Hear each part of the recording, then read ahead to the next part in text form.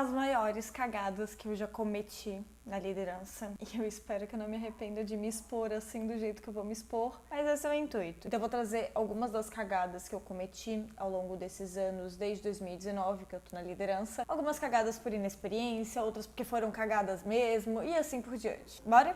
Começando pela minha primeira conversa individual que eu fiz na minha vida enquanto líder. Isso foi em 2019. Marquei a conversa bonitinha, eu tava com a lista de perguntas assim que eu precisava fazer pra conversa, né? Afinal, eu trabalhava numa empresa de gestão, então eu tinha várias ferramentas ali na mão. Eu não sabia exatamente como conduzir uma conversa individual. Eu lembro que assim, enquanto tava indo, pra mim eu tava achando ótima. Quando chegou no final, eu pedi pra aquele colaborador, pra aquele funcionário, eu falei assim: "Ah, e aí? O que você achou dessa conversa individual? Valeu a pena pra você? Como é que foi?" E ele foi muito honesto, assim, brutalmente honesto. Ele falou assim: "Eu odiei." Eu... O que rolou? O que houve e tal? Dele assim: "Aline, você tinha me falado no início que um dos objetivos da conversa individual era você me ouvir, eu falar, responder perguntas e tal. Mas se você perceber aqui de como foi a nossa conversa individual, basicamente só você falou. Eu quase nem falei." E aí depois eu fiquei refletindo nisso que ele falou. E aí eu pude perceber um grande erro que eu cometi. Graças a esse erro que eu cometi, eu fui entender qual que era o papel de uma conversa individual e onde que entra as minhas falas de líder, né? Muito mais em fazendo perguntas, em dar alguns direcionamentos, conselhos, quase que mentorar ali a pessoa, mas é muito mais fazer perguntas para que a pessoa ela traga respostas. Então eu fui desenvolvendo muito essa habilidade de fazer perguntas nas conversas individuais, graças a esse feedback que eu recebi. Mas na hora eu me senti horrível, assim, e muito porque eu acreditava que eu já tinha que estar pronta pra fazer aquilo. Eu sempre fui uma pessoa que, me cobrei demais, então todo o erro que eu cometia antes era assim: "Nossa, mas você já deveria saber disso." Hoje eu consigo ser muito mais de boa comigo nesse aspecto e entender que cada coisa tem o seu tempo, e se eu cometi esse erro porque eu não sabia daquela informação antes. Só que antes não era bem assim, eu era bem carrasquinha comigo. Vai me contando aqui nos comentários quais dessas cagadas você já cometeu, tá? Então se você já fez o one-on-one, uma conversa individual que foi horrível, me conta aqui que eu quero saber. Segunda cagada. Bom, as minhas duas primeiras demissões foram demissões surpresa para os colaboradores. Tinha acontecido uma situação na empresa em que feria alguns dos valores da cultura da empresa e na época o meu líder falou: "Aline, você vai precisar desligar essas duas pessoas da sua equipe." Só que como foi uma situação que aconteceu, não teve um aviso prévio, não teve algo que eu podia ir aplicando feedback e avisando, foi algo que aconteceu.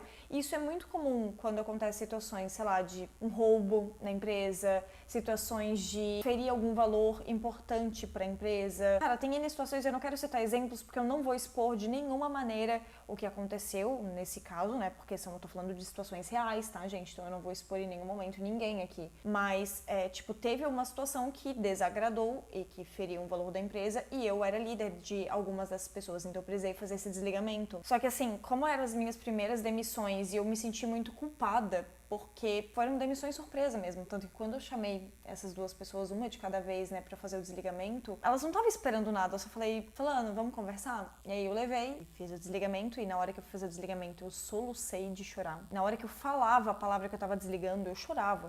Eu não deixei de desligar, mas eu solucei muito, assim, foi bem desafiador e até hoje eu carrego uma certa culpa disso. Porque assim, eu entendo o posicionamento da empresa, eu, Aline, como líder, eu era uma guardiã dessa cultura, logo eu preciso agir de acordo com a cultura da empresa, então eu entendo que naquele momento eu fiz o que tinha que ser feito, mas eu me sinto culpada, sabe? Porque eu, Aline, eu olhando de fora, eu teria agido de uma maneira diferente, mas aquele momento fugiu realmente do meu controle, né? Era uma diretriz da empresa, então eu honrei com o meu papel de líder naquele momento. Não foi importante falar, tá? Não foi nada assim, nossa, feriu os meus valores pessoais. Não chegou nesse nível. Mas eu teria agido de uma maneira diferente. Talvez seja por isso que eu me sinta culpada hoje, sabe? Depois desse episódio, eu consegui não fazer nenhuma outra demissão surpresa. Todas elas seguindo um processo bonitinho, que eu ensino inclusive para as minhas alunas, né, de feedback, avisos, alinhamento, expectativa para depois realmente haver um desligamento. Mas esses dois casos especificamente me doeram bastante. Ah, e o pior de tudo ainda é que teve um lado cômico, que foi na hora que eu chamei uma das pessoas pra conversar, foi a primeira delas, inclusive. Tinha uma pessoa da minha equipe que depois se tornou coordenador, que eu falei assim: "Fulano, vamos conversar?" Ele assim: "Ih, cuidado, hein? Nossa, fica de olho. Eu não lembro exatamente o que ele falou, mas fez uma piadinha dando a entender que, cuidado, vai ser demitido. Só que ele fez isso como piada mesmo. E depois que ele percebeu que aquela pessoa tinha sido realmente desligada, ele ficou mal. Mas é porque eu tinha uma equipe com uma zoeira muito forte, assim, sabe? E eu lembro até quando eu fui comunicar a equipe desses desligamentos eu comuniquei chorando também, todo mundo me acolheu, entenderam a situação de alguma maneira, a gente se juntou e fez o que tinha que ser feito, sabe? Apesar de tudo que tinha acontecido, ainda teve esse agravante da zoeirinha no meio do caminho. Impressionante. Bom, ainda falando primeiro dos meus erros de líder de primeira viagem, teve uma pessoa da minha equipe que já fazia um tempo que eu sentia que eu precisava desligar ela. Já venho aplicando alguns feedbacks, eu vi alguns comportamentos, vi que algumas coisas estavam bem desalinhadas com a cultura da empresa. Eu sempre sentia que eu não tinha deixado claro o suficiente. Eu sempre sentia que tinha alguma coisa que eu poderia ter feito, que eu ainda tinha que fazer. E eu ficava nessa, sabe? Não, mas agora falta esse feedback. Não, mas falta isso, falta... E eu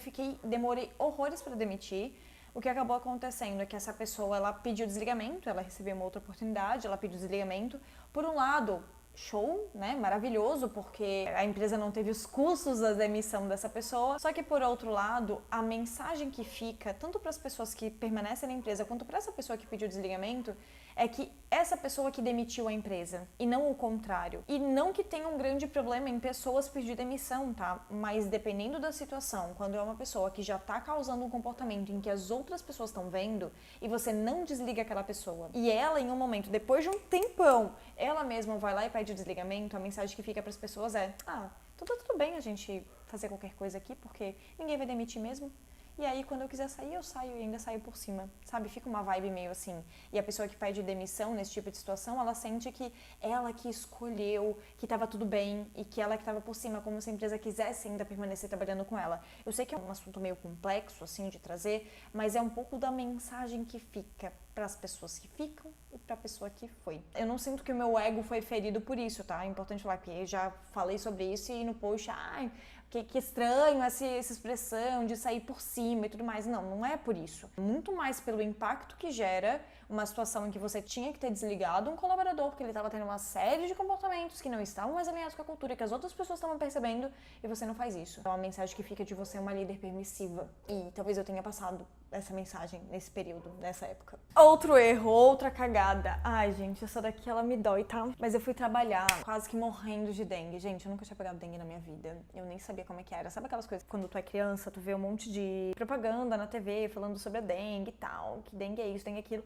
Só que, era muito pra mim, era uma vibe de, cara, beleza, só ouvi falar, mas nunca ninguém perto de mim tinha pegado. Até que em 2023 teve um surto de dengue muito forte, e acho que foi no país inteiro, e eu aqui de Florianópolis acabei sendo afetada, atingida por esse vírus. Cara, eu subestimei demais, assim, porque eu juro pra você, eu nunca fiquei tão mal na minha vida quanto quando eu estava com dengue. Foi um absurdo, e eu sou uma pessoa muito forte. Sabe aquelas pessoas bem osso duro de roer, assim? Eu sou muito essa pessoa. É difícil ficar mal, é difícil eu demonstrar que eu tô mal, é difícil eu dar o braço a torcer, especialmente trabalhando. E quando eu peguei dengue foi foda. E eu me recusei a pegar atestado na época. Continuei tentando trabalhar e assim, tentava dar conta, não conseguia, obviamente, porque eu tava ardendo em febre. E eu cheguei pro hospital 2 vezes, quase fui internada, porque, minhas plaquetas ficaram muito baixas. Então, assim, caótico. E eu fiquei pensando depois, né, qual que é a mensagem que eu mandei pra minha equipe tendo esse comportamento de que, cara, trabalha doente mesmo, é isso, a tua saúde não importa, qualquer coisa nesse gênero, sabe? Parece que é meio que a mensagem que fica, porque se eu não me preocupei nem em cuidar da minha saúde, eu tentei dar conta de tudo, mas eu fui uma líder muito meia boca nesse período. Se eu tivesse parado e cuidado de mim de verdade, talvez eu teria sido uma líder muito melhor. Então, pra mim foi um grande aprendizado também, esse período que eu peguei dengue. E pra mim, com certeza, foi uma grande cagada. Só pude perceber e refletir depois, obviamente, né? Como a maior parte das cagadas que a gente comete. Eu vou até reforçando. Algumas das cagadas que eu comentei, você já fez? Comenta aqui. Vai me contando aqui nos comentários, só pra eu saber que eu não tô sozinha, tá? Ai, gente, essa é maravilhosa. Ai, essa cagada é maravilhosa. Então,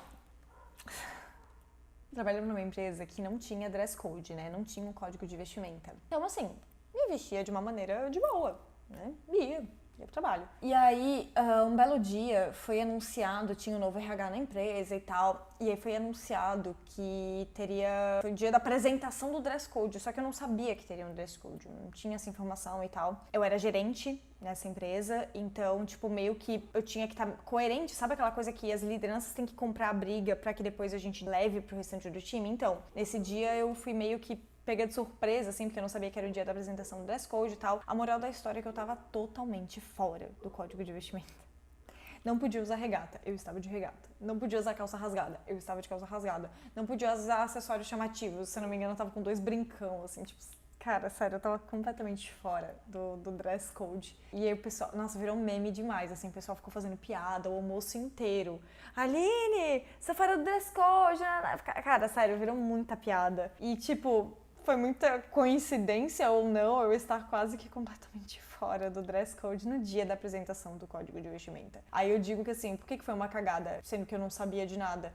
Pô, foi uma cagada, talvez não seja totalmente minha, assim, mas, porra, eu como líder, eu tinha que estar pelo menos coerente no dia da apresentação do dress code, porque virou piadona, sabe? As pessoas podiam ter levado às vezes menos a sério, porque, pô, se nem a líder tá no código de vestimenta, por que eu vou levar a sério? Pode ter alguns impactos também na maturidade da equipe que você tem. Ali, nesse caso, foi um impacto mais na zoeira, não foi um impacto tanto de as pessoas não levarem a sério o código de vestimenta, mas assim, foi uma cagadinha assim. Ainda no embalo de roupas, essa daqui deu polêmica no TikTok, tá? Nossa, essa daqui deu polêmica. E assim, eu, Aline, sempre fui uma pessoa muito alternativa.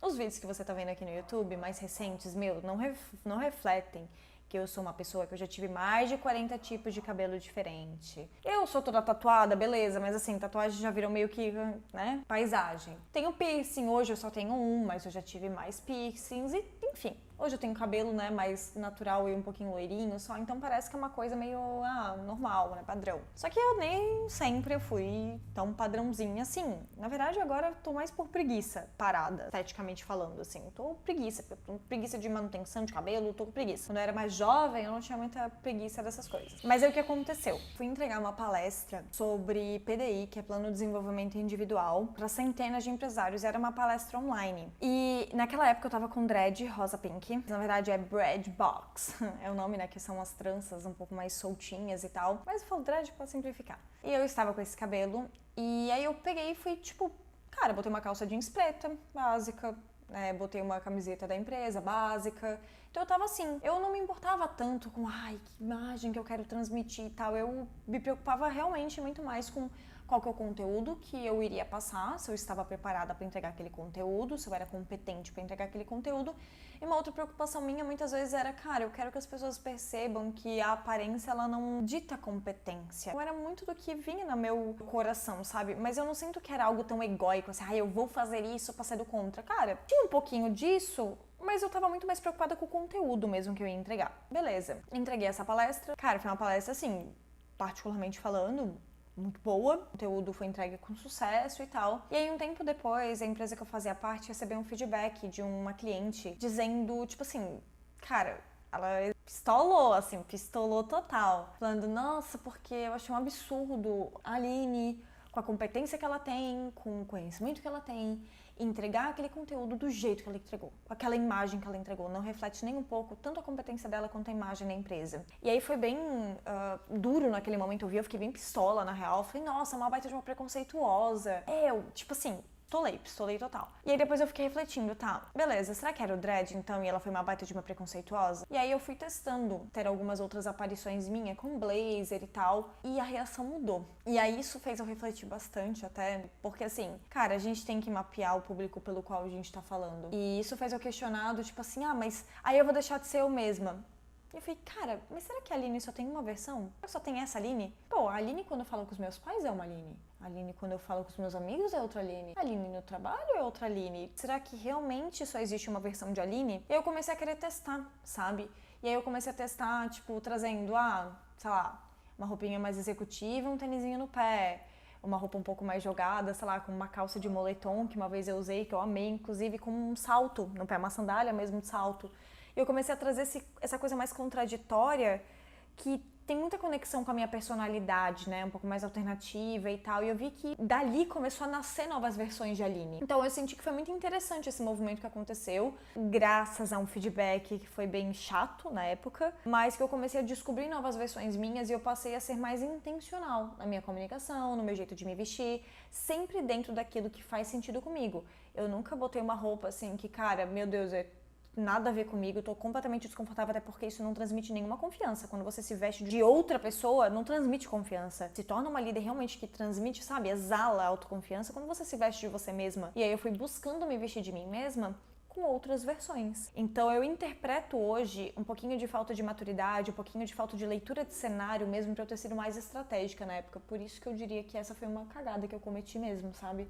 E na verdade eu cometi ela em vários momentos. Aqui eu trouxe uma história específica, né? Outra cagada que eu já cometi foi contratar uma pessoa porque eu, sei lá, eu achei ela muito legal, achei muito querida, me conectei com ela na entrevista, sabe? Só que no fundo, eu sabia que ela não tinha o perfil pra aquela vaga que eu tava contratando, mas eu achei, mas Aline, e se eu estiver sendo preconceituosa com isso? Não, mas vai dar oportunidade, vai que essa pessoa se destaca e tal.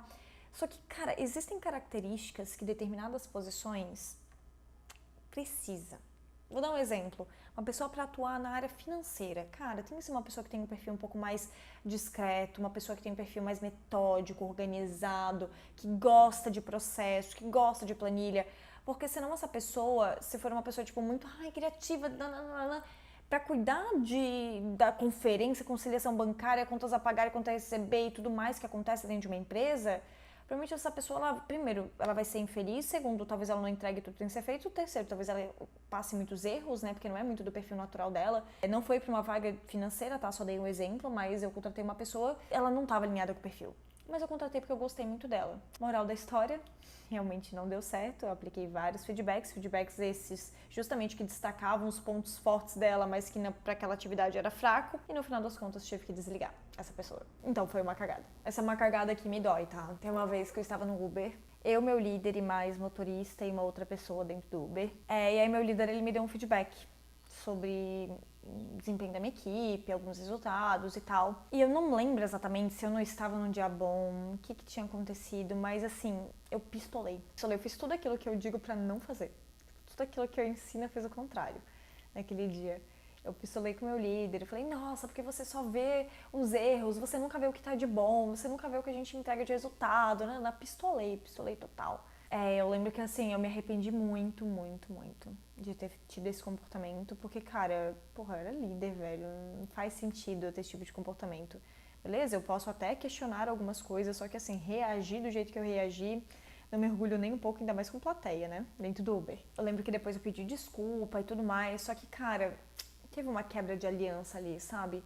Porque eu nunca tinha tido esse comportamento, e aí pistolei do nada, sabe? E é completamente contra a cultura da empresa. Então, assim, foi cagada mesmo que eu cometi, sabe? E essa cagada, se você é uma empresária, se você é líder de líderes, eu imagino que você vai se identificar comigo, tá? Quando eu me tornei líder de líderes, eu, fui treinando, fui passando bastão e tudo mais, só que chegou uma hora que eu fui me afastando pra dar autonomia pra essas lideranças que estavam ali atuando. Só que eu senti que eu me afastei demais, sabe? Tipo assim, eu fiquei um bom tempo sem estar perto da equipe, sem acompanhar o dia a dia. Eu parei de participar de reuniões, parei de fazer várias coisas. Na minha cabeça tinha uma intenção positiva, eu acreditava que o que eu estava fazendo era o correto, né, de dar espaço e assim por diante. Só que acabou acontecendo é que, cara, algumas coisas começaram a se perder, né, porque, antes eu que dava muitos os direcionamentos e agora era uma pessoa que estava quase sem o meu acompanhamento também para dar alguns direcionamentos. Então é natural que algumas coisas se percam. Aí, a partir disso, eu comecei a entender qual que é o delta quando você é líder de líderes. Quando que você solta a mão, quando que você pega de novo um pouquinho. Então foi um erro, uma cagada, mas que me gerou muito aprendizado também. Mas que também acabou impactando em alguns números, resultados, um pouquinho no comportamento e cultura da empresa. Assim, é uma cagada que ainda bem que eu descobri rápido, porque senão ela poderia ter gerado consequências maiores, sabe? Mas eu não vou ser exposta aqui sozinha não, tá? Eu vou trazer mais algumas cagadas de liderança que algumas líderes comentaram no meu post lá do Instagram, tá? Assim, cagadas maravilhosas. E uma delas, que é a da Giane, que inclusive eu me identifico demais, que ela falou mais ou menos assim: minha primeira demissão foi completamente emocional, tanto que a funcionária me olhava até com dó e disse: tudo bem, Giane, pode ficar tranquila, fique bem, eu tô bem. Gente, isso daqui... Eu fico imaginando a cena mesmo, sabe? Ela, tipo, a líder, sabe, descontrolada. Ela assim, não, Gianni, tá tudo bem. Fica bem, tá? Eu imagino ela botando até a mãozinha assim em cima da mão da Gianni, tentando tranquilizar essa líder. Sério, que cena maravilhosa. Eu falei que eu me identifico muito porque eu me acabei de chorar nas minhas 2 primeiras demissões, né? Tipo, que foram juntas no caso. Então, Gianni, tamo junto, tá?